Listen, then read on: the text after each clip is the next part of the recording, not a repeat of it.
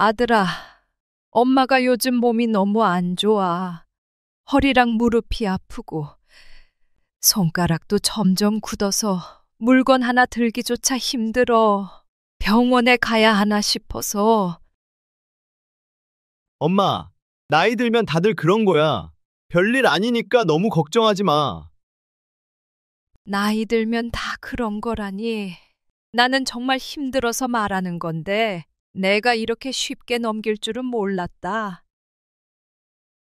어머니, 요즘 누가 아프다는 얘기 안 하겠어요. 다들 힘든데 그런 말 들으면 솔직히 부담돼요. 부담스럽다고?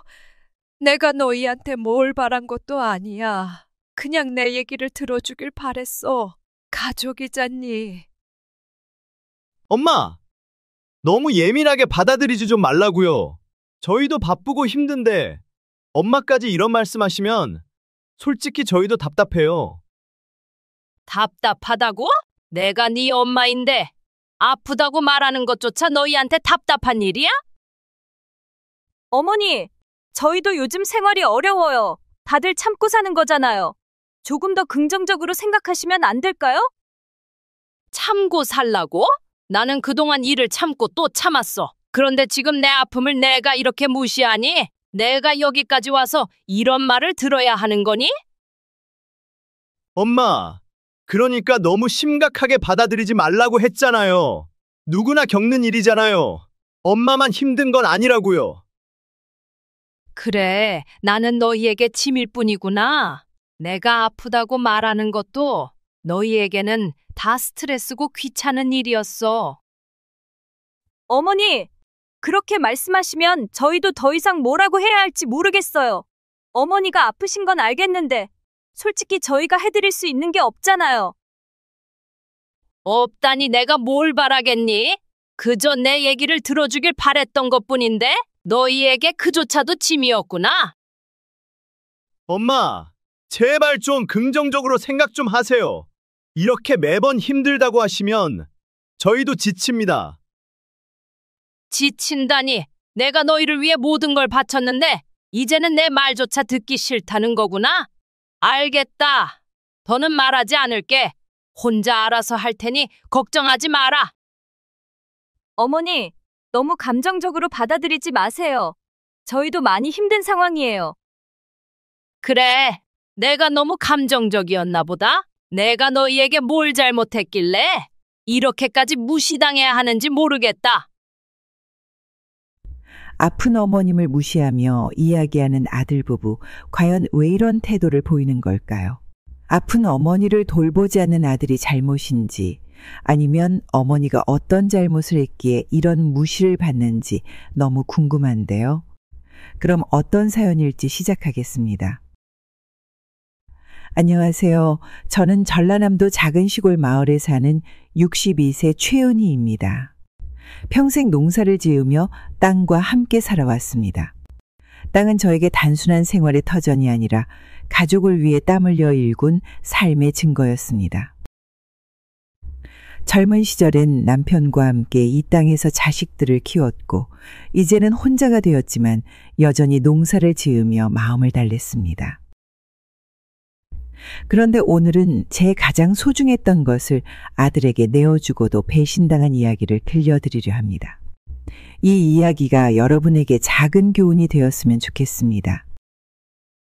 구독과 좋아요, 그리고 따뜻한 댓글은 저에게 큰 힘이 됩니다. 함께 들어주세요. 안녕하세요. 저는 전라남도의 작은 시골 마을에서 태어나고 자랐습니다.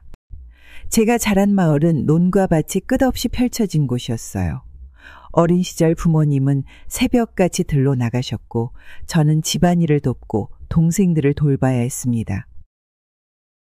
엄마, 저도 들로 따라갈래요. 어린 마음에 부모님을 따라가고 싶었던 기억이 납니다. 하지만 부모님은 늘 말씀하셨죠. 은희야, 너는 밭일이 아니라 공부를 해야 한다. 그래야 이 고생을 안 한다. 그 말씀은 어린 마음에도 큰 울림이 있었습니다. 하지만 현실은 그렇게 되지 않았어요. 가정 형편 때문에 초등학교를 졸업하자마자 학업을 포기해야 했습니다. 그 대신 집과 밭을 돌보며 하루하루를 살았습니다. 20대 초반, 저는 사랑하는 사람을 만나 결혼을 했습니다. 남편은 마을에서 농사로 유명했던 사람이었고 저와 꿈이 같았습니다. 함께 땅을 가꾸고 아이들을 키우며 더 나은 삶을 꿈꾸는 것이었죠. 결혼 후 첫째 아들을 낳았을 때의 기억은 지금도 생생합니다. 아이의 울음소리가 집안을 가득 채웠고 그 소리는 제게 잘 살아야 한다는 결심을 심어줬어요. 아들은 태어나면서부터 눈이 맑고 활달한 아이였습니다.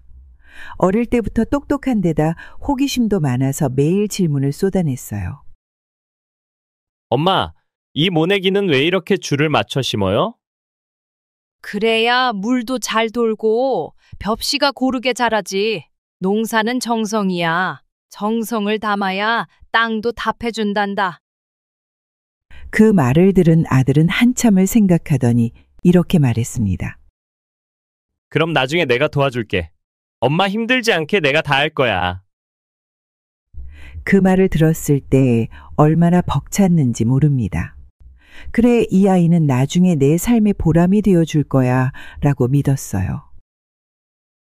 시간이 흐르면서 아들은 농사보다는 공부에 더 관심을 가졌습니다.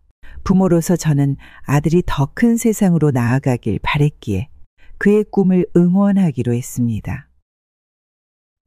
남편이 세상을 떠나고 혼자가 된 지 10년째 되던 해 아들이 결혼을 했습니다. 결혼식 날은 정말 벅찬 하루였습니다.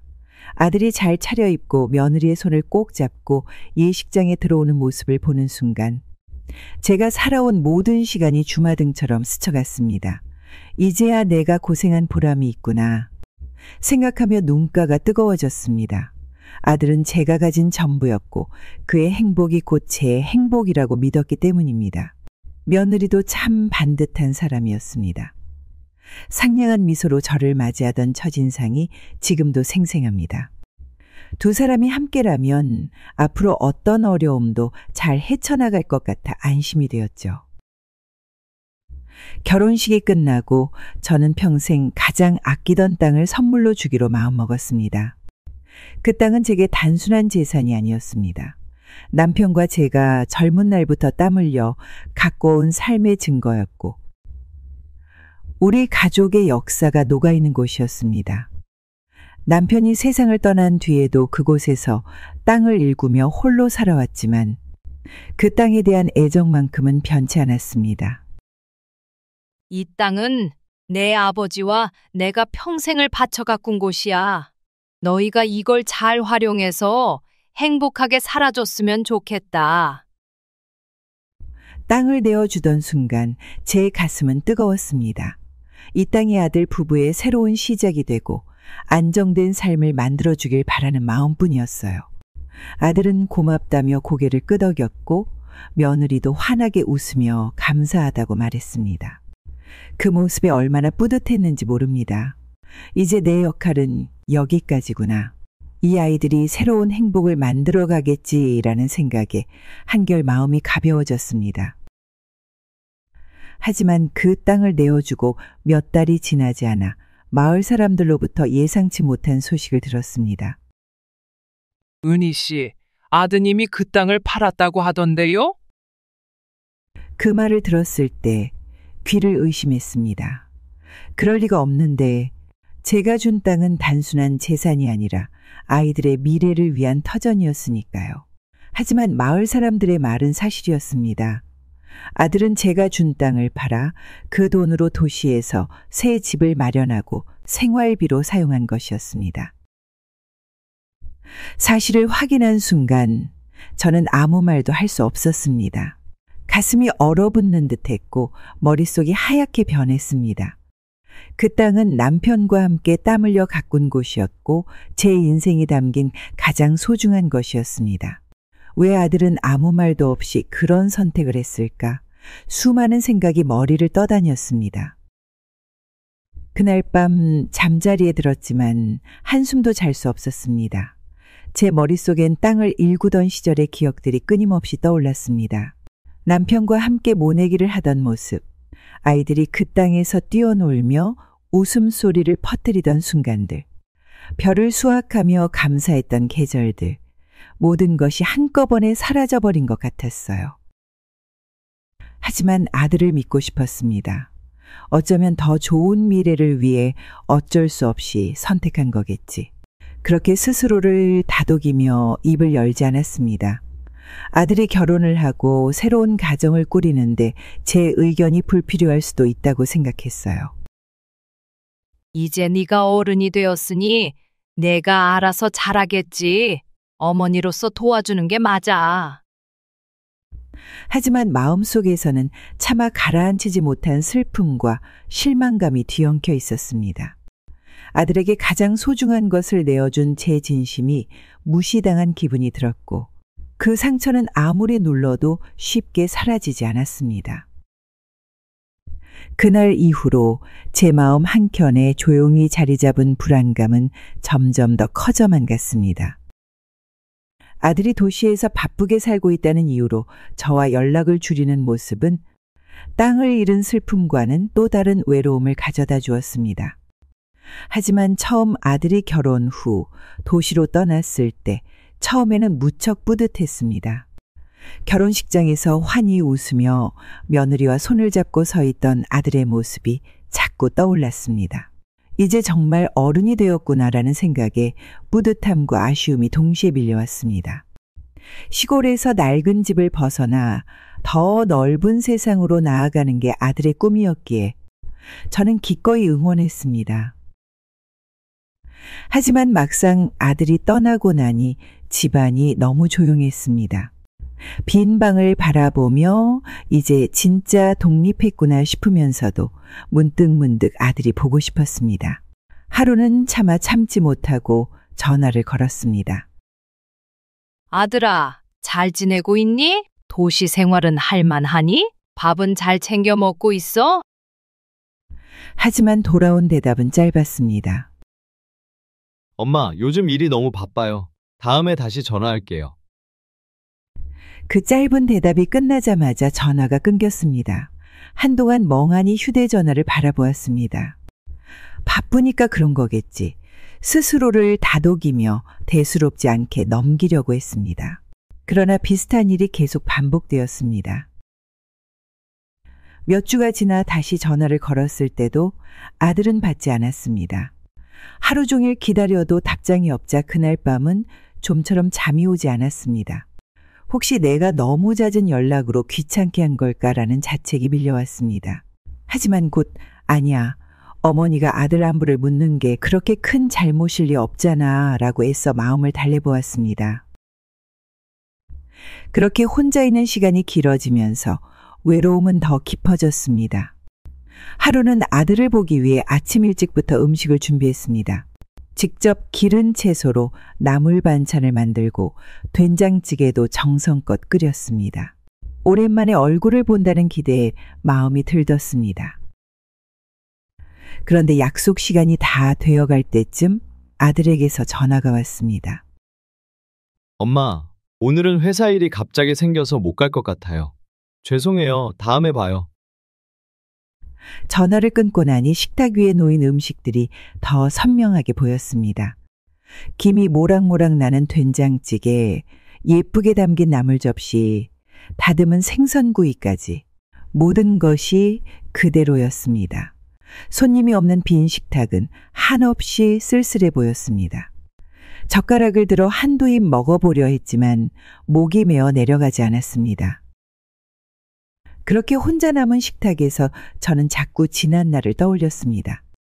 아들이 어릴 적 배가 고프다며 달려오던 모습, 밥 한 그릇을 뚝딱 비우고 웃으며 엄마, 이거 정말 맛있어요 라고 말하던 기억들이 스쳐갔습니다. 몇 달이 지나도 아들은 집에 오지 않았습니다. 전화도 점점 드물어졌고 짧은 통화조차도 일이 바쁘다는 핑계로 금방 끝나버렸습니다. 어느 날은 통화 연결음이 끝난 뒤에도 전화를 받지 않자 한참 동안 멍하니 휴대전화를 쥐고 있었습니다. 집안일을 하다 말고 마당에 나가 하늘을 멍하니 바라보는 일이 많아졌습니다. 봄이 되어 피어난 꽃들도 산들바람도 이제는 아무 위로가 되지 않았습니다. 내가 뭘 잘못한 걸까? 아니면 정말 일이 바빠서 그런 걸까? 그렇게 스스로를 설득하려 해도 점점 더 마음속에 외로움이 자리를 잡았습니다. 저도 모르게 전화를 기다리는 시간이 늘어났습니다.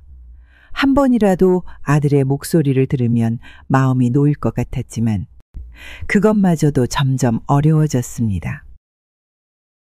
아들이 떠나고 나서 혼자가 된 시간이 길어질수록 제 마음속에는 점점 잊혀지고 있다는 느낌이 생겨났습니다.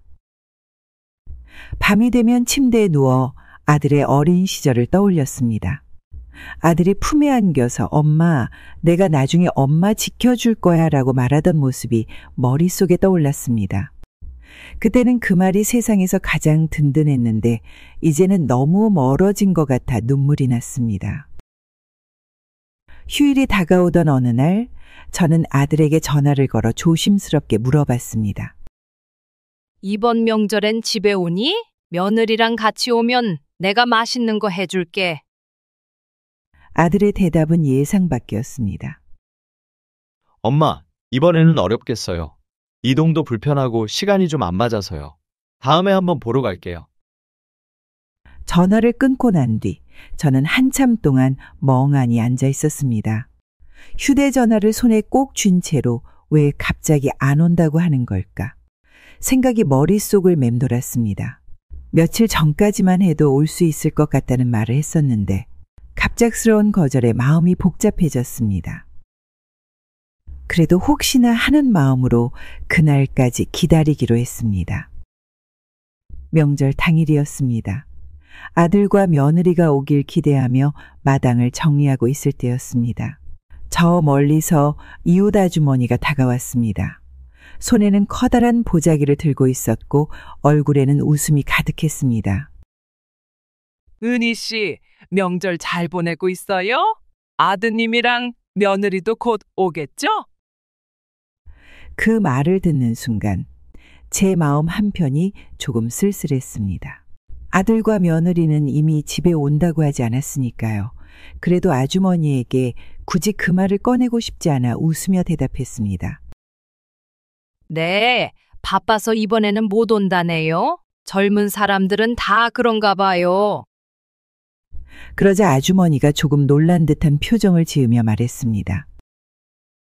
어머, 그랬어요? 저는 다른 얘기 들었는데. 순간 가슴이 철렁 내려앉았습니다. 아주머니의 표정을 보며 무언가 좋지 않은 소식을 전해 들을 것 같은 예감이 들었습니다. 다른 얘기라니요? 무슨 말씀이세요? 아주머니는 잠시 망설이더니 낮은 목소리로 말했습니다. 아드님 부부가 이번 명절에는 며느리 쪽 부모님 댁에서 보낸다고 하더라고요. 시장에서 사람들이 하는 말이에요. 며느리 어머님이 며칠 전 마트에서 자랑스럽게 말씀하시더라고요. 아드님이 도시에서 온다고요. 그 말을 듣는 순간 머리가 멍해지고 손에 힘이 풀렸습니다. 제가 기다렸던 사람들은 이미 다른 곳에서 명절을 보내고 있다는 사실이 믿기지 않았습니다. 이웃은 제 얼굴을 살피며 급히 덧붙였습니다. 아휴, 요즘은 다들 그렇게 산다잖아요. 부모님을 번갈아 찾아가기도 하고, 은희 씨는 워낙 마음이 넓으니까 괜찮겠죠? 그 말을 듣고 웃어 보이려 했지만 웃음이 전혀 나오지 않았습니다. 고개를 끄덕이며 말했지만 제 목소리도 작게 떨렸습니다. 그렇겠죠. 뭐 다들 사정이 있는 거니까요. 이웃 아주머니는 명절 잘 보내세요라는 말을 남기고 돌아갔지만 저는 그 자리에서 한참 동안 꼼짝하지 못했습니다. 시장에서 다른 사람들 입을 통해 제 아들이 어디에 있는지를 알아야 했다는 사실이 너무 서글펐습니다. 집으로 들어가 거실에 앉으니 식탁 위에 차려진 음식들이 저를 바라보고 있는 것 같았습니다. 찌개는 이제 김이 사라져 식었고 예쁘게 담아놓은 송편은 그대로였습니다. 그 앞에 앉아 있으니 제 마음속에 남아있던 기대감도 차갑게 식어버리는 것 같았습니다. 내가 뭘 잘못한 걸까? 아들은 왜 한마디 말도 없이 다른 곳으로 갔을까? 그날 밤 저는 아무것도 먹을 수 없었습니다. 차가운 이불을 덮고 누워 아들이 어릴 적 명절마다 어르신들께 절을 올리며 기뻐하던 모습을 떠올렸습니다. 그때는 온 집안이 웃음소리로 가득했는데 이제는 그 소리가 얼마나 그리운지 몰랐습니다. 혼자 지내는 시간이 길어지면서 마음 한구석이 점점 더 비어가는 것 같았습니다. 집안은 늘 조용했고 밥을 먹을 때도 말 한마디 없이 수저만 들었다 놨다 했습니다. 김치 냉장고에서 꺼낸 반찬들은 그대로 남는 날이 많아졌습니다. 쌓여가는 설거지를 보며 한숨이 나올 때마다 혼자라는 현실이 더 선명해졌습니다. 하루는 마음이 너무 무거워서 뒷마당에 나갔습니다. 푸르른 하늘을 바라보며 스스로에게 이렇게 말했습니다. 괜찮아. 이 나이에 혼자 있는 건 당연한 거야. 아들도 바쁠 텐데 내가 괜히 부담을 주면 안 되지. 하지만 이런 다짐이 오래가진 않았습니다. 시간이 흐를수록 아들과 대화하고 싶다는 마음이 더 커졌습니다. 한 번만이라도 아들의 목소리를 들으면 조금은 나아질 것 같은데 하는 생각에 전화기를 들었습니다. 그날은 저녁 무렵이었고 아들이 퇴근했을 것 같아 타이밍을 맞춰 전화를 걸었습니다. 벨소리가 한참 울리고 나서야 아들이 전화를 받았습니다. 아들아, 엄마야. 요즘 잘 지내고 있니? 그냥 내 목소리가 듣고 싶어서 전화했어. 그러나 아들의 반응은 짧고 단호했습니다. 엄마, 지금 좀 바빠요? 다음에 다시 전화할게요. 그 말을 듣는 순간 목이 콱 막히는 것 같았습니다. 겨우 몇 마디라도 나누고 싶어서 전화를 걸었는데 오히려 방해가 된 듯한 기분이 들었습니다. 전화를 끊고 한참 동안 손에 쥐고 있던 휴대전화를 내려놓지 못했습니다. 내가 뭘 잘못했나? 아니, 그냥 바쁘니까 그런 거겠지. 며칠 뒤, 저는 아들에게 솔직히 제 마음을 전해야겠다고 결심했습니다. 한 번쯤은 제 외로움과 속마음을 이야기해야겠다고 생각했어요. 다시 전화를 걸었을 때 아들은 피곤한 목소리로 전화를 받았습니다. 아들아, 엄마가 할 말이 있다. 요즘 참 외롭다. 내가 너무 보고 싶고 내 목소리를 듣는 것만으로도 엄마는 힘이 난다. 한 번이라도 내가 엄마 생각을 조금 더 해주면 참 좋겠다. 그 말을 하는 동안 제 목소리가 약간 떨렸습니다. 하지만 진심을 담아 말했으니 아들도 이해해 줄 거라고 믿었습니다. 그러나 아들의 대답은 너무나 차가웠습니다. 엄마가 그렇게 말하면 저희가 더 힘들어요. 엄마가 우리한테 너무 기대는 것 같아요. 다른 데 신경 쓰고 엄마도 좀 바쁘게 지내보세요. 그 말을 듣는 순간 가슴이 철렁 내려앉는 것 같았습니다. 귀에서 뭔가 쾅 하고 울리는 소리가 들리는 듯 했습니다. 내가 너무 의지한다고? 그게 그렇게 잘못된 걸까? 아들의 말을 떠올리며 전화기를 내려놓았지만 손이 떨리고 눈물이 고였습니다. 아들의 목소리를 듣고 싶어서 단지 제 외로움을 조금만 나누고 싶었을 뿐이었는데 그것조차 짐처럼 느껴졌다는 사실이 너무나 쓰라렸습니다. 전화를 끊고 난 뒤 저는 멍하니 소파에 앉아 있었습니다. 거실 한가운데에서 모든 것이 멈춘 것처럼 느껴졌습니다. 아들도 힘들겠지. 내가 참아야겠지. 스스로를 다독여 보려 했지만 마음 한구석에 남은 상처는 쉽게 아물지 않았습니다. 그날 밤 저는 겨우 방으로 들어가 침대에 누웠습니다. 그러나 천장을 바라보며 잠들지 못했습니다. 눈을 감으면 젊었을 때 아들과 함께 웃고 놀던 장면들이 머릿속을 떠올랐습니다. 아들이 어릴 적 손을 꼭 잡고 엄마 내가 커서 꼭 엄마 지켜줄게 라고 말하던 그 모습이 떠오르자 가슴이 먹먹해졌습니다.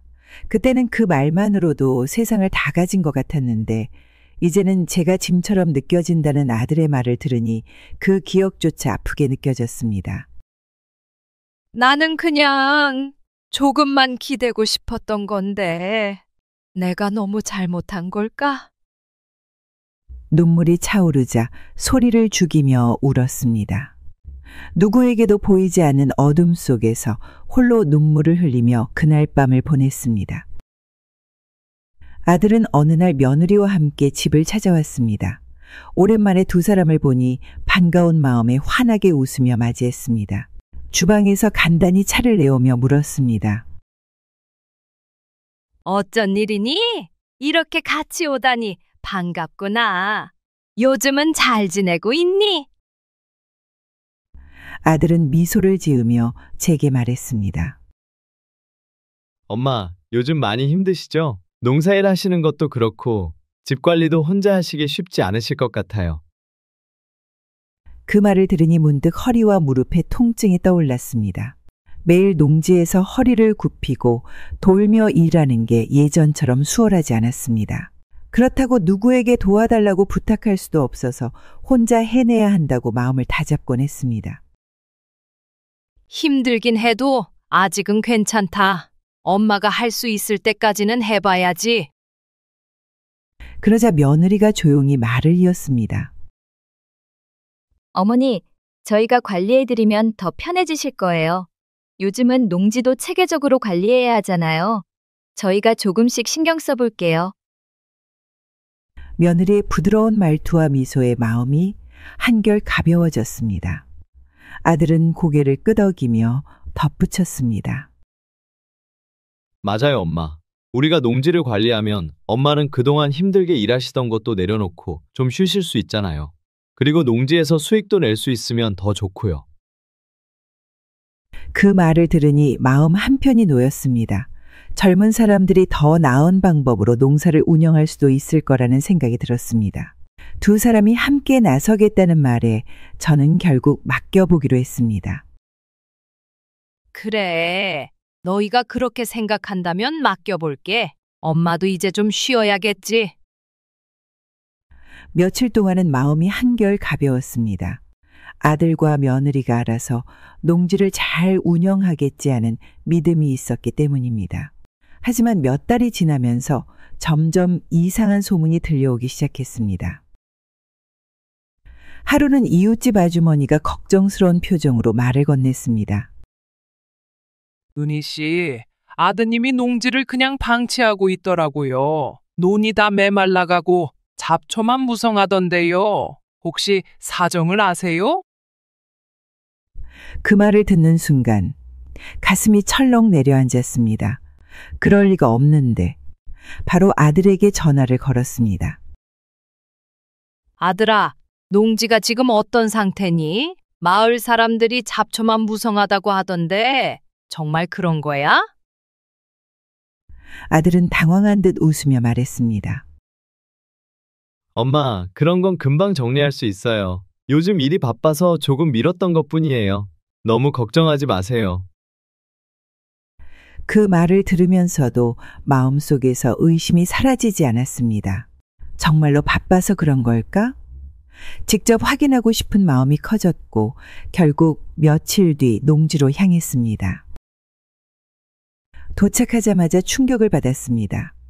논과 밭은 황폐해져 있었고 잡초가 허리까지 자라 있었습니다. 한때 풍성하게 벼가 자라던 땅은 흔적도 없이 메말라 있었고 논의 가장자리는 쓰레기까지 버려져 있었습니다. 그 모습에 다리가 풀려 그 자리에 주저앉고 말았습니다. 집으로 돌아와 아들과 며느리를 불렀습니다. 두 사람이 도착하자 저는 애써 가라앉힌 목소리로 물었습니다.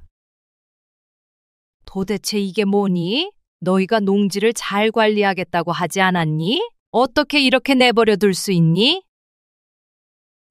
아들은 무겁게 고개를 숙인 채 작은 목소리로 대답했습니다. 엄마, 정말 죄송해요. 요즘 일이 너무 많아서 신경을 못 썼어요. 정리하려고 했는데 그럴 시간이 없었어요. 그러자 며느리가 대답을 이어갔습니다. 어머니, 솔직히 저희 생활이 좀 빠듯해서요. 농지보다는 저희 쓸 곳이 많아서 그쪽에 돈을 썼어요. 이해해 주셨으면 좋겠어요. 그 말을 듣는 순간 숨이 멎는 것 같았습니다. 제가 맡긴 땅에서 수익을 내기는커녕 두 사람이 제 허락도 없이 그 돈을 생활비로 사용했다는 사실이 머릿속을 맴돌았습니다. 너희가 나를 도와주겠다고 해서 맡겼는데 이렇게 내 신뢰를 저버린다는 게 말이 되니? 아들은 고개를 들지 못했고 며느리는 말을 잇지 못했습니다. 집안은 조용해졌지만 제 마음은 더 요란하게 흔들리고 있었습니다. 젊은 부부에게 농지와 집을 맡기며 가졌던 기대가 완전히 무너진 순간이었습니다. 그날 밤 저는 침대에 누워 한숨도 잘 수 없었습니다. 내가 뭘 그렇게 잘못했을까? 왜 아이들이 나를 이렇게 속인 걸까 하는 생각이 머릿속을 떠나지 않았습니다. 며느리가 결혼 후 처음 집에 들어왔을 때를 아직도 생생히 기억합니다. 긴장한 얼굴로 제게 인사를 하며 어머니 잘 부탁드립니다 라고 말하던 모습이 떠오릅니다. 저는 며느리를 친딸처럼 아끼며 잘 지내고 싶었습니다. 시골 생활이 낯설고 힘들 수 있을 거라는 생각에 최대한 편하게 해주고 싶었죠. 며느리야, 이 집은 이제 내 집이야. 편히 지내고 필요한 건 뭐든 말하렴. 그 말을 하며 제가 기뻐했던 건 새로운 가족이 생긴다는 설렘 때문이었습니다. 명절이나 가족 모임 때 며느리가 손에 물 한 방울 묻히지 않도록 제가 다 챙기며 편히 쉬어라는 말을 입에 달고 살았습니다. 하지만 시간이 지나면서 며느리의 태도가 조금씩 달라지는 게 느껴졌습니다. 처음에는 제가 작은 부탁을 하면 다정히 웃으며 응하던 며느리가 어느 순간부터 불편한 듯한 표정을 짓거나 대답을 짧게 하곤 했습니다. 혹시 내가 뭘 잘못한 걸까라는 생각이 들면서도 딱히 이유를 찾을 수 없었습니다. 어느 날 아들이 혼자 집에 찾아왔을 때 저는 그저 평소처럼 아들과 시간을 보내고 싶었습니다. 반갑게 맞으며 물었습니다. 웬일이니? 이렇게 혼자 오다니 반갑구나. 며느리는 왜 안 왔니? 아들은 잠시 머뭇거리더니 말했습니다. 엄마, 윤미가 요즘 좀 스트레스를 많이 받아요. 엄마가 너무 자주 연락하셔서 그런 것 같아요. 그 말을 들었을 때 저는 얼어붙은 듯 아무 말도 할 수 없었습니다. 제가 간섭했다고요? 그저 아이들의 안부가 궁금해서 필요한 게 없는지 물어보고 싶어서 전화를 했던 것뿐인데 그게 스트레스라니요. 엄마가 뭘 그렇게 잘못했니? 그냥 너희 잘 지내는지 궁금해서 물어본 거야. 아들은 한숨을 쉬며 대답했습니다. 엄마, 저희도 생활이 바쁘고 힘들어요. 엄마가 너무 신경 쓰시는 게 부담이 될 때도 있어요. 그냥 조금 거리를 두시는 게 좋을 것 같아요. 그 말을 듣고 나니 가슴이 저릿했습니다. 제가 뭔가 잘못하고 있다는 생각에 마음이 무거워졌습니다. 하지만 아들이 편하길 바랬기에 그날은 아무 말 없이 고개만 끄덕였습니다. 그러나 그 뒤로도 며느리의 불만은 멈추지 않았던 모양입니다. 하루는 이웃 아주머니가 걱정스러운 얼굴로 저를 찾아와 말을 건넸습니다.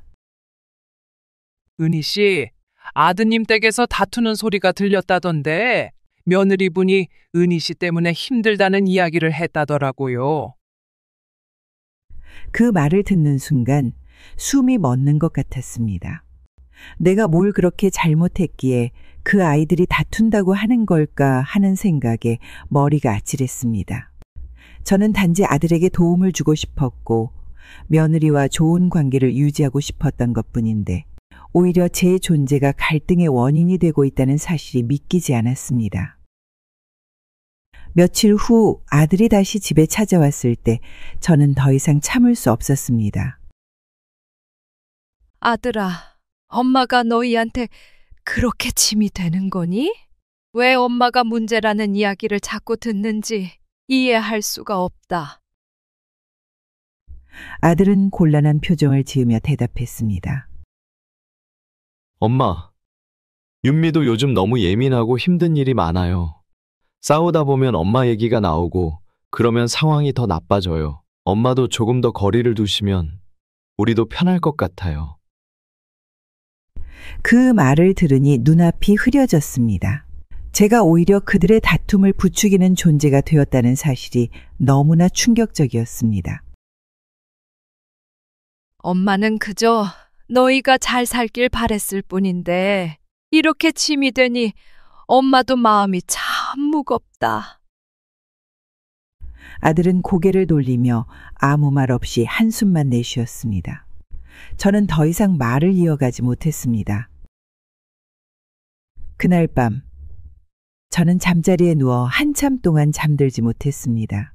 아들과 며느리를 위해 모든 걸 바치며 최선을 다해 왔다고 믿었는데 왜 이렇게 된 건지 이해할 수 없었습니다. 제 존재가 가족에게 짐이 되고 있다는 생각에 가슴이 먹먹했습니다. 내가 이렇게까지 했는데 왜 나를 문제 삼는 걸까? 눈물이 차오르면서도 그저 스스로를 다독이는 수밖에 없었습니다. 며느리와 아들이 함께 집에 찾아온 날은 유난히 날씨가 좋았습니다. 마당에서 감을 따고 있던 저는 두 사람의 모습을 보고 반가운 마음에 손을 흔들었습니다. 어쩐 일이니? 이렇게 둘이 같이 오다니 무슨 좋은 소식이라도 있는 거야? 저는 마치 오래 기다리던 손님을 맞이하듯 서둘러 집 안으로 들어와 차를 끓였습니다. 작은 다과를 내놓으며 물었습니다. 그래, 무슨 일이 있니? 얼굴 보니 무거운 얘기를 하러 온 건 아닌 것 같구나. 그런데 두 사람의 표정은 밝지 않았습니다. 아들은 한참 동안 말을 꺼내지 못하다가 며느리의 눈치를 살피며 조심스럽게 말을 꺼냈습니다. 엄마, 오늘은 좀 중요한 이야기를 하려고 왔어요. 저는 순간 긴장했지만 무슨 이야기를 하려는지 듣고 싶어서 고개를 끄덕였습니다. 아들은 며느리와 눈을 마주치며 어렵게 말을 이어갔습니다. 엄마, 이 집을 조금 정리했으면 좋겠어요. 저희가 앞으로의 생활을 생각해 보니까 이 집이 꼭 필요할 것 같아요. 그 말을 듣는 순간 손에서 찻잔을 놓칠 뻔했습니다. 귀를 의심하며 다시 물었습니다. 뭐라고? 이 집을 정리하자고? 너희가 여기를 왜 필요로 하니? 엄마가 여기서 어떻게 살아왔는지 너희도 알잖니? 아들은 말을 잇지 못하고 고개를 숙였습니다. 그때 며느리가 차분한 목소리로 말을 이었습니다. 어머니, 저희도 정말 고민 많이 했어요. 저희가 여기서 살아야 앞으로 아이도 키우고 생활을 안정적으로 꾸릴 수 있을 것 같아서요. 어머니도 이제는 좀 더 편한 곳에서 지내시면 좋겠고요. 그 말이 끝나자마자 제 머릿속이 새하얘졌습니다. 이 집은 단순히 머무는 장소가 아니었습니다. 남편과 함께 만든 우리 가정의 시작이었고 아이들이 자라며 웃음소리가 가득했던 추억의 터전이었습니다. 너희가 나가라고 하는 거니? 엄마가 여기서 지내는 게 그렇게 부담이 되니? 아들은 손을 뻗어 제 손을 잡으며 설득하려 했습니다. 엄마, 저희도 사정이 있어서 그래요. 이렇게 하는 게 우리 모두를 위한 일이에요. 엄마도 더 편한 곳에서 지내시는 게 좋을 것 같아요. 그 순간 제가 믿고 의지했던 아들이 더 이상 제 편이 아니라는 현실이 뚜렷해졌습니다. 며느리의 차가운 시선과 아들의 불편한 표정은 제가 이 집에서 설 자리가 없다는 걸 말해주고 있었습니다. 그날 밤 저는 방으로 들어와 한참 동안 아무 말도 하지 못했습니다. 침대에 앉아 벽에 걸린 가족 사진들을 바라보며 눈물을 흘렸습니다. 남편과 함께했던 시간들, 아이들이 마당에서 뛰놀던 모습, 그리고 홀로 버텨온 지난 날들이 한꺼번에 떠올랐습니다. 며칠 후 저는 집을 떠나기로 마음먹었습니다. 짐을 꾸리는 내내 손끝이 떨렸습니다. 옷장 깊숙이 넣어두었던 남편의 사진을 꺼내들며 조용히 속삭였습니다. 당신, 내가 이 집을 떠나야 할 상황이 올 줄 상상이나 했겠어요? 우리가 얼마나 이곳을 지키려 했는데? 방마다 둘러보며 추억에 깃든 물건들을 하나씩 정리했습니다. 아이들 어릴 적 사진을 보니 눈물이 주체할 수 없이 흘렀습니다. 모든 것이 이 집에 남아 있었는데 이제 그것들을 남기고 떠나야 한다는 현실이 견디기 힘들었습니다. 짐을 싸고 나서 문 밖을 나서기 전 저는 마지막으로 집을 돌아봤습니다. 한쪽 벽에 걸린 결혼사진, 손때 묻은 부엌 조리대, 그리고 마당 한가운데 서 있던 나무. 이 집은 제게 모든 것이었습니다. 여기가 내 삶의 전부였는데 이제 어디로 가야 할지 모르겠다. 작은 짐 가방을 들고 친척 집으로 향하면서도 마음은 집에 그대로 남아있는 것 같았습니다. 친척 집에 도착한 후에도 혼자 방에 앉아 있으면 자꾸만 그 집의 모습이 떠올랐습니다. 특히 가족들과 함께 웃으며 보냈던 추억들이 머릿속을 떠나지 않았습니다. 내가 이렇게까지 사랑했던 집을 떠나야 한다니. 왜 내가 이런 선택을 해야 하는 걸까? 그날 밤 저는 낯선 방에서 머리를 베개에 묻고 끝없이 울었습니다.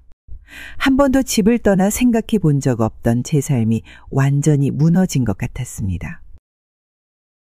오랜 시간 혼자 농사와 집안일을 하며 지내다 보니 몸이 점점 버거워졌습니다. 허리는 매일 아침 일어날 때마다 뻣뻣하고 무릎은 계단을 오르내릴 때마다 쑤셨습니다. 손가락 관절은 딱딱하게 굳어 물건을 오래 들고 있기도 어려웠습니다. 그래, 나이 들면 다 이렇게 되는 거겠지? 내가 유난스러운 건가? 그렇게 스스로를 다독이며 버텼지만 점점 걱정이 커져갔습니다. 일을 끝내고 누워 있어도 통증은 쉽게 사라지지 않았고 몸이 더 망가질 것 같은 불안감에 잠이 오지 않는 날도 많아졌습니다. 이러다 정말 병원에 가야 하는 상황이 올 것 같다는 생각이 들었습니다. 결국 아들의 집을 방문해 내 이야기를 해보기로 결심했습니다. 가족이라면, 아들이라면 내 걱정을 조금은 들어주고 힘이 되어주겠지. 그런 기대를 품고 짐을 꾸렸습니다. 아들의 집문 앞에 도착해 초인종을 눌렀을 때 며느리가 문을 열었습니다. 반가운 얼굴로 맞이할 줄 알았지만 며느리의 표정은 어딘가 무심해 보였습니다. 어머, 바쁜데 미안하다. 요즘 허리가 아파서 좀 쉬어가려고 왔어. 며느리는 짧게 고개를 끄덕이며 손님 방으로 안내했습니다. 방 안은 깔끔했지만 낯설고 공기는 차가웠습니다. 짐을 내려놓으며 스스로를 설득했습니다. 아무리 그래도 가족인데 내 얘기를 들으면 뭔가 방법을 찾아주지 않을까? 저녁 식사 시간이 되어서야 아들과 며느리가 퇴근해 돌아왔습니다. 다 같이 식탁에 앉아 식사를 하며 이야기를 나누기 시작했습니다. 아들아, 엄마가 요즘 몸이 많이 안 좋다.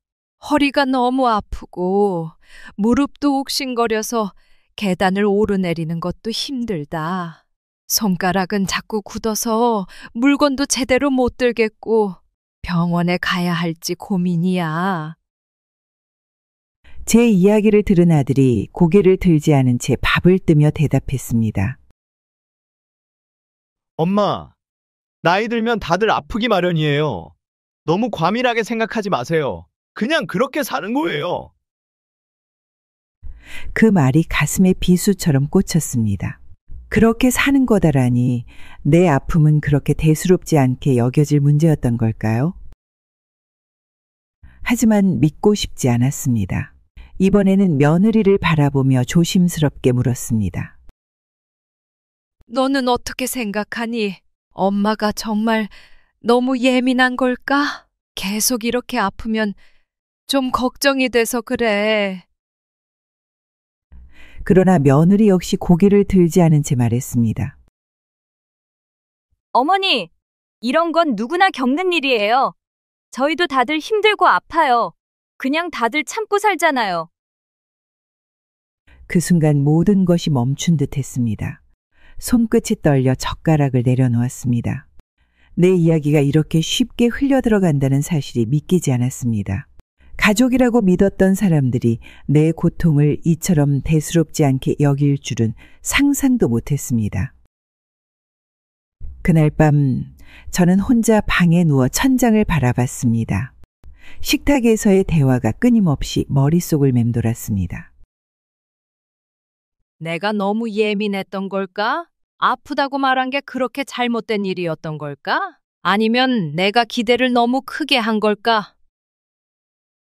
눈물이 흘렀지만 소리를 낼 수 없었습니다. 이불을 머리끝까지 덮으며 울음을 삼켰습니다. 혹시라도 울음소리가 들려 그들에게 불편함을 줄까봐 걱정이 됐습니다. 다음 날 아침 며느리는 출근 준비로 분주했고 아들은 서둘러 집을 나설 채비를 했습니다. 저는 그들에게 짐이 되고 싶지 않다는 생각에 조용히 가방을 챙겼습니다. 내가 왜 이곳에 온 걸까? 내 이야기를 들어줄 사람이 없는데. 버스를 타고 집으로 돌아오는 길, 창밖의 풍경은 아무 의미 없이 스쳐갔습니다. 가슴 속이 텅 비어버린 것 같았습니다. 집에 도착해서도 마음은 가라앉지 않았습니다. 혼자 식탁에 앉아 마주한 빈 공간은 더 무겁게 느껴졌습니다. 내가 이 가족을 위해 얼마나 애썼는데 왜 내가 이런 취급을 받아야 하는 걸까? 그날 밤 저는 다시 이불을 덮고 끝없이 울었습니다. 혼자 방 안에 앉아 창밖을 바라봤습니다. 지난 몇 달 동안, 아니 몇 년 동안 겪었던 상처와 외면이 머릿속에서 떠나지 않았습니다. 아들이 건넸던 차가운 말, 며느리의 무심한 태도, 그리고 나를 집에서 내보내려 했던 그들의 행동이 가슴 속에서 계속 맴돌았습니다. 내가 뭘 그렇게 잘못했을까? 이렇게 끝까지 혼자가 돼야 하는 걸까? 손끝이 떨렸습니다. 허리가 아파도 무릎이 욱신거려도 아무도 신경 쓰지 않았습니다. 내 말은 흘려듣고 내 존재는 짐으로 여겨졌습니다. 이 집과 땅을 다 내어주고도 남은 건 깊은 외로움뿐이었습니다. 그러다 문득 생각이 들었습니다. 내가 이렇게 끝까지 혼자 있을 이유가 있을까? 내 모든 걸 바쳐 가족을 위해 살아왔는데 왜 나는 이렇게 버려져야 하는 걸까? 마음 한편에 작은 불씨 같은 분노가 일기 시작했습니다. 그때 마침 이웃 아주머니가 찾아왔습니다. 차를 내며 속마음을 털어놓았습니다. 내가 이 땅과 집을 아들에게 다 맡겼는데 이렇게 될 줄은 몰랐어요. 이제 와서 나가라는 말을 들으니 정말 더는 어떻게 해야 할지 모르겠어요. 이웃 아주머니는 제 이야기를 가만히 듣더니 신중한 표정으로 말했습니다. 은희 씨, 법적으로 이 땅과 집이 아직 은희 씨 소유일 거예요. 한번 변호사를 찾아가서 물어보는 게 좋지 않을까요? 혼자 끙끙 앓지 말고요. 그 말을 들었을 때 순간 마음이 복잡해졌습니다. 정말 그런 방법이 있을까? 내가 이런 일을 해도 되는 걸까? 가족이 이런 일로 더 멀어지면 어쩌지?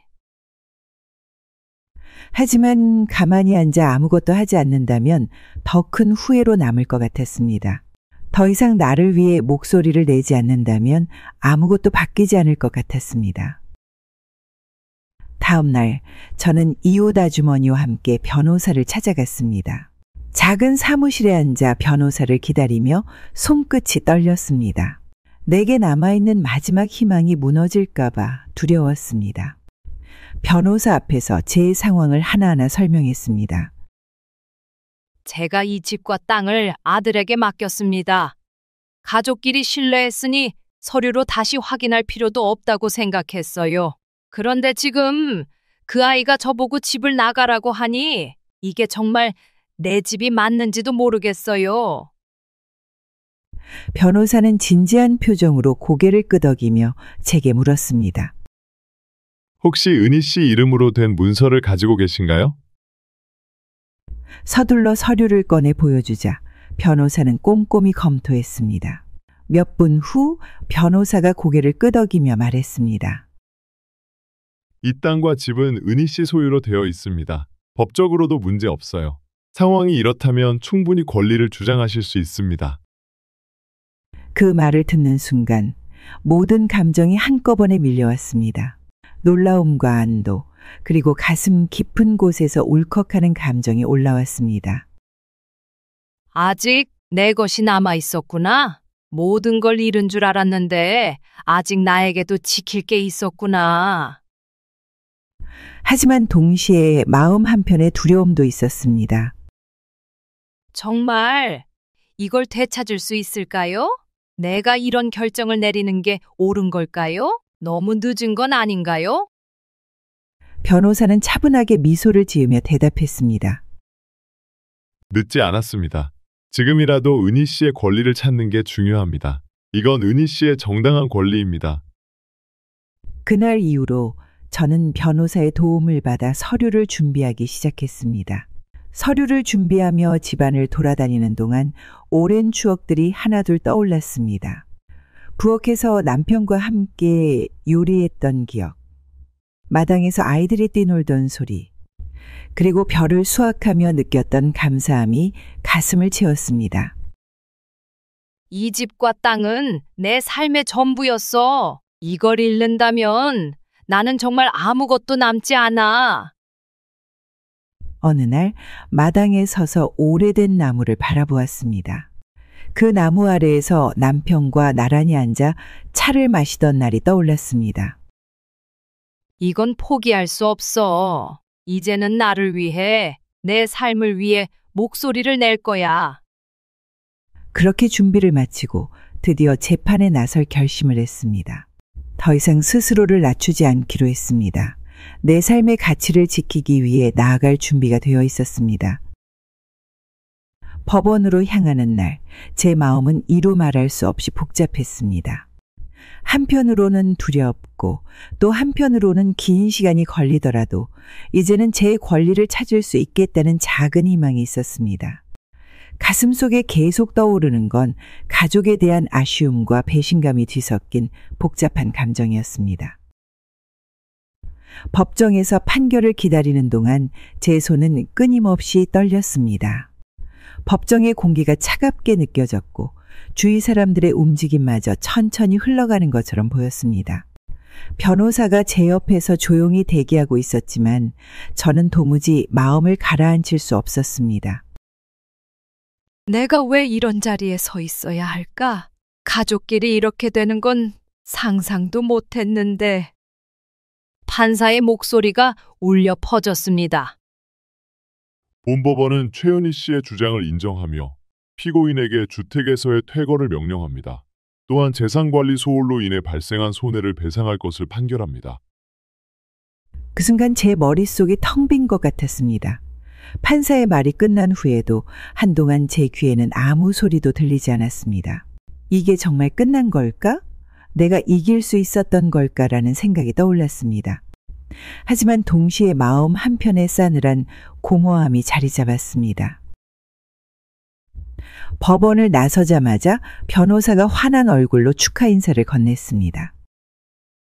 이제 은희 씨의 권리를 되찾으셨습니다. 정말 잘 해내셨습니다. 하지만 저는 그저 고개를 끄덕일 뿐이었습니다. 모든 것이 끝났다고 말할 수 없을 것 같았습니다. 가족과의 관계는 이미 깊이 상처받았고 판결이 난다고 해서 그 상처가 사라지는 것은 아니었습니다. 며칠 후 아들이 집으로 찾아왔습니다. 초인종 소리가 울렸을 때 문을 열기까지 한참을 망설였습니다.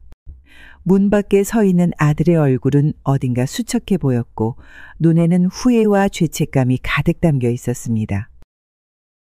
무슨 일이니? 아들은 천천히 고개를 숙이며 말했습니다. 엄마, 정말 죄송합니다. 저희가 너무 큰 잘못을 했어요. 엄마한테 그렇게까지 할 사람이 아니었는데, 정말 잘못했습니다. 그 말을 듣는 순간 제 가슴 속에 묵혀있던 감정들이 한꺼번에 솟아났습니다. 슬픔, 분노, 그리고 어쩔 수 없는 아쉬움까지. 하지만 저는 더 이상 쉽게 용서할 수 없다는 것을 알았습니다. 아들아, 내가 잘못했다는 걸 알았다니 다행이구나. 하지만 지금 와서 무슨 말을 해도 내가 받은 상처는 쉽게 사라지지 않을 거야. 아들은 눈물을 흘리며 용서를 구했습니다. 엄마, 한 번만 기회를 주세요. 다시는 이런 일 없도록 할게요. 엄마를 위해 뭔가를 꼭 하겠습니다. 하지만 저는 단호하게 고개를 저었습니다. 너희가 처음 내 마음을 배신했을 때 나는 기다렸어. 두 번째로 내 믿음을 저버렸을 때도 참고 싶었어. 하지만 이제는 내가 나를 지켜야 할 때야. 내 삶을 더 이상 남의 손에 맡기지 않을 거야. 그 말을 하고 나니 마음속에서 묵혀있던 무거운 돌덩이가 조금은 가벼워진 듯 했습니다. 저는 처음으로 제 자신을 위해 목소리를 냈고 처음으로 내 가치를 스스로 지키겠다는 결심을 했습니다. 아들은 더 이상 말을 잇지 못한 채 조용히 집을 떠났습니다. 문이 닫히는 소리를 듣고 나서야 저는 깊은 숨을 내쉬었습니다. 그날 밤 혼자 마당에 나와 오래된 나무를 바라보며 속삭였습니다. 이제는 나를 위해 살 때야. 이 집과 땅은 내 삶의 증거이고 나를 위한 자리야. 더는 빼앗기지 않을 거야. 그날 밤 저는 오랜만에 한결 가벼운 마음으로 침대에 누웠습니다. 상처는 여전히 남아 있었지만 그 상처가 제 삶을 더 강하게 만들 것 같다는 생각이 들었습니다. 오랜 고민 끝에 결심했습니다. 이제는 이 집에서 벗어나야 한다는 것을 알았습니다. 이곳은 제 모든 것이었던 곳이지만 더는 저를 위한 곳이 아니었습니다. 상처와 고통만 남은 공간을 떠나야 비로소 제 삶을 다시 시작할 수 있을 것 같았습니다. 마당에 서서 오래된 나무를 바라보았습니다. 남편과 함께 심었던 나무였습니다.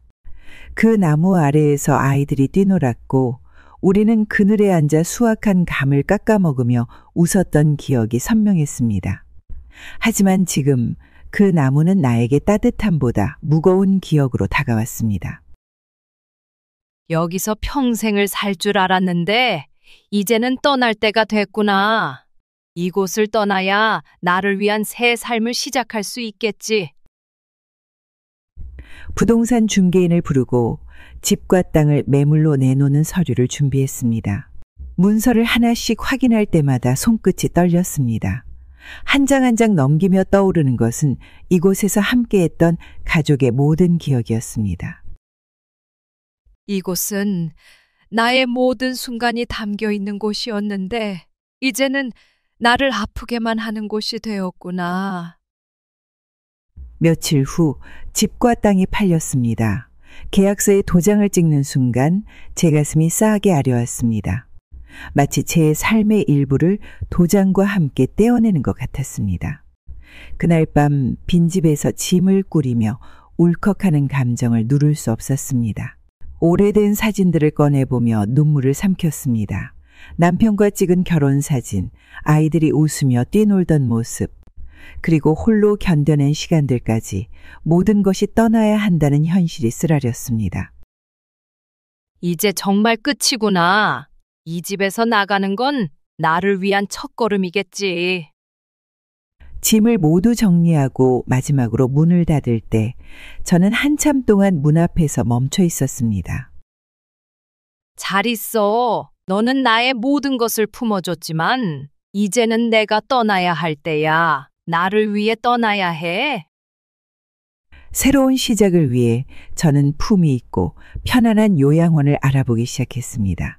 이웃 아주머니의 도움을 받아 여러 곳을 둘러본 끝에 넓고 따뜻한 분위기의 한 요양원을 선택했습니다.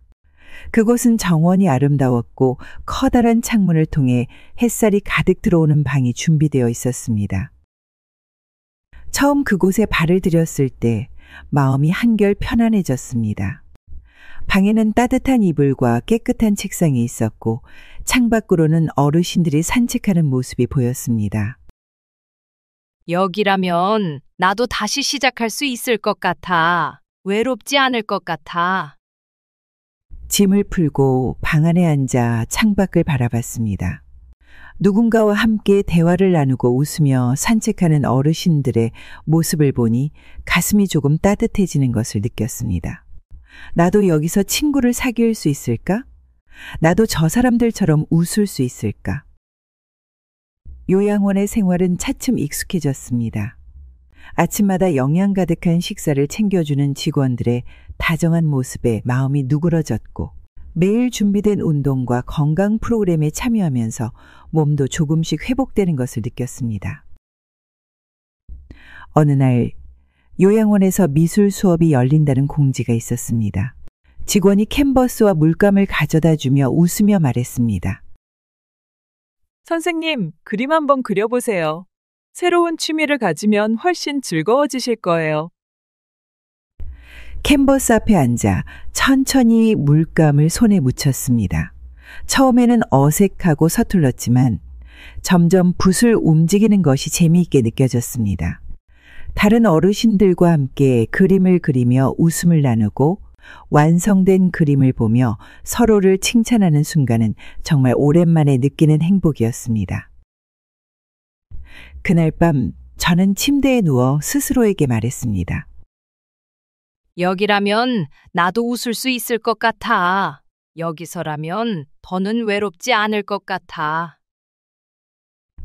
요양원의 정원에서 꽃을 가꾸고 미술 수업에 참여하며 다른 사람들과 어울리다 보니 마음속에 남아있던 외로움과 슬픔이 조금씩 사라졌습니다. 저는 제 삶의 주인이 되어 나를 위한 새로운 시작을 만들어가고 있었습니다. 남은 돈으로 여행 계획도 세우고 배우고 싶었던 악기도 배울 준비를 하며 오래전 꿈꿨던 것들을 하나씩 이루기로 했습니다. 요양원에서의 일상은 점점 안정되어 갔습니다. 정원에서 꽃을 돌보고 미술 수업을 하며 새로운 친구들과 웃음소리를 나누는 삶은 오랜만에 느끼는 평온이었습니다. 하지만 그날 직원이 찾아와 전한 말은 제 마음속에 멈춰있던 감정을 다시 흔들어 놓았습니다. 선생님, 댁에서 두 분이 오셨어요. 아드님과 며느리 같으신데요? 그 말을 듣는 순간 손끝이 떨렸습니다. 너무 오랜만의 방문이었지만 반가움보다는 경계심이 먼저 들었습니다. 내가 여기서 편히 살고 있다는 것을 알게 되었으니 또 무언가를 요구하러 온 게 아닐까 하는 생각이 들었습니다. 응접실로 나가자 아들과 며느리가 나란히 앉아 있었습니다. 며느리는 고개를 숙이고 있었고 아들은 제 눈을 제대로 마주치지 못하고 있었습니다. 저는 천천히 그들 앞에 앉으며 조용히 물었습니다. 어쩐 일이니?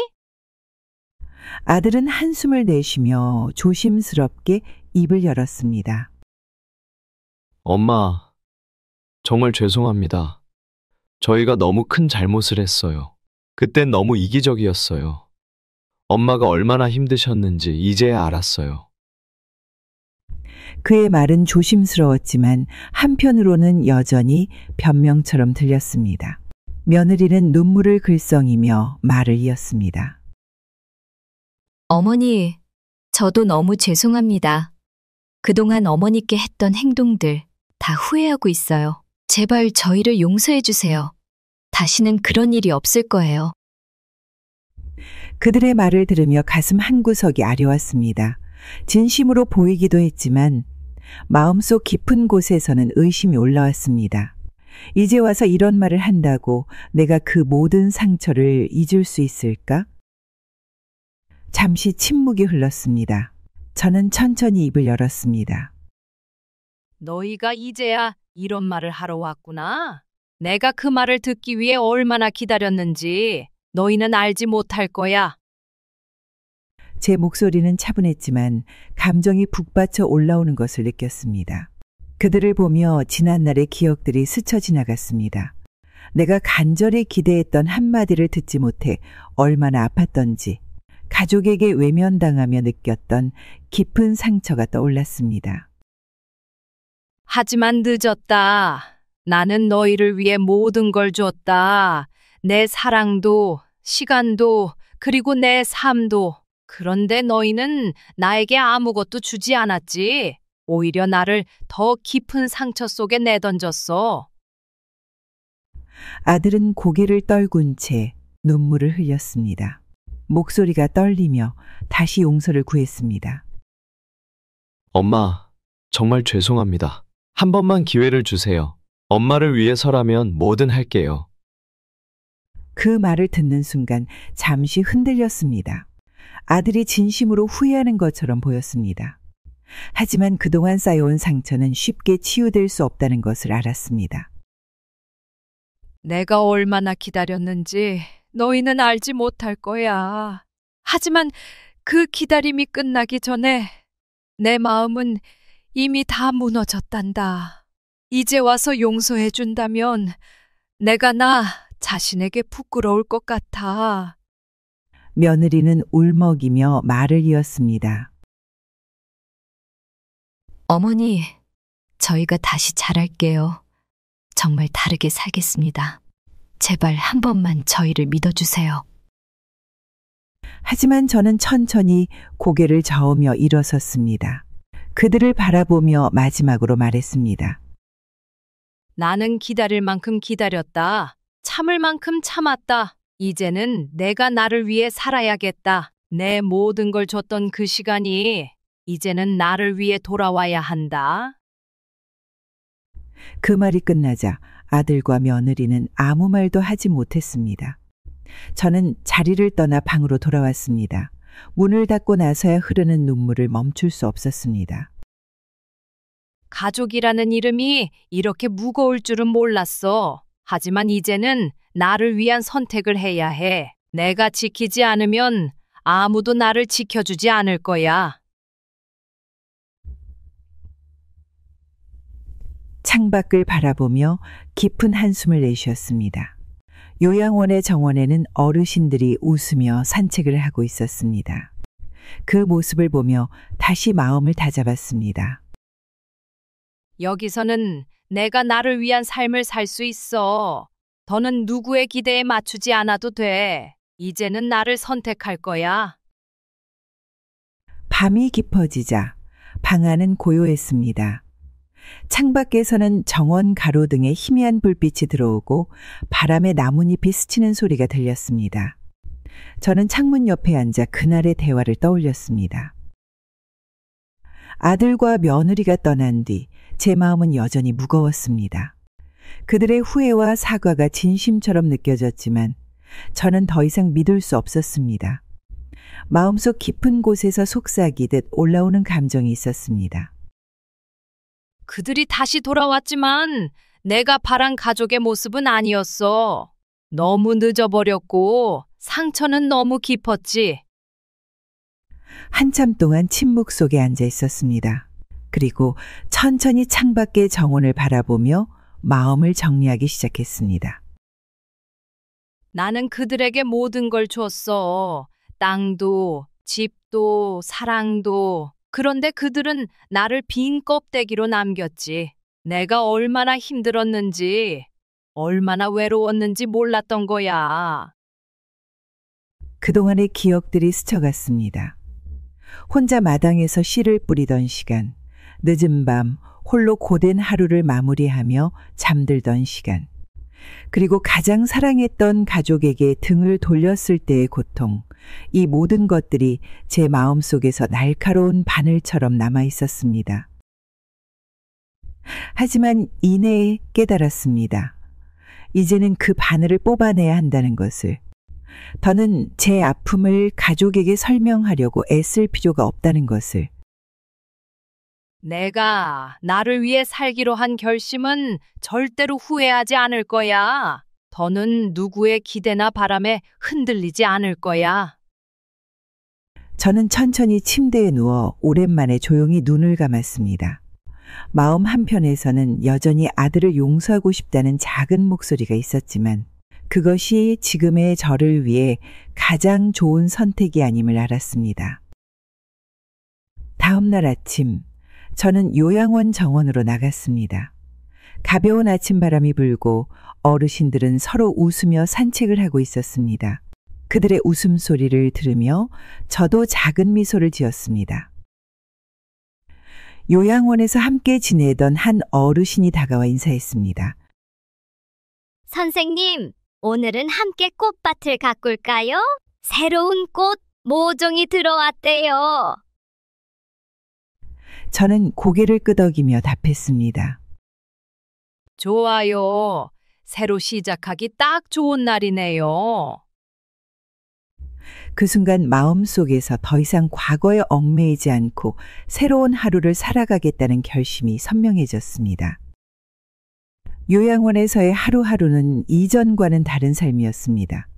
저는 조금씩 새로운 취미를 찾고 새로운 사람들을 만나며 제 자신을 사랑하는 방법을 배우고 있었습니다. 혼자였지만 더는 외롭지 않았습니다. 내가 이제야 나를 위해 살아가는 법을 배우는 것 같아. 이건 내가 받아 마땅한 삶이야. 과거의 상처는 완전히 사라지지 않았지만 그 상처는 이제 제 삶을 더 강하게 만드는 흔적이 되었습니다. 저는 창밖을 보며 스스로에게 속삭였습니다. 이제는 내 차례야. 나를 선택할 시간, 나를 위한 시간. 그날의 평온한 하늘 아래 저는 새로운 희망을 품으며 작은 미소를 지었습니다. 긴 세월 동안 가족을 위해 모든 걸 바치며 살았지만 결국 나 자신을 돌아보지 못했던 시간이 참 많았습니다. 그동안의 상처와 외로움 속에서 저는 깨달았습니다. 나 자신을 사랑하고 지키는 일이야말로 가장 큰 용기라는 것을요. 혹시 여러분도 저처럼 마음속에 깊은 상처를 안고 계시진 않으신가요? 가족을 위해 누군가를 위해 살아가는 일은 참 중요합니다. 하지만 그 과정에서 여러분 자신을 잊고 있진 않으셨나요? 저는 오랜 세월 동안 그렇게 살아왔습니다.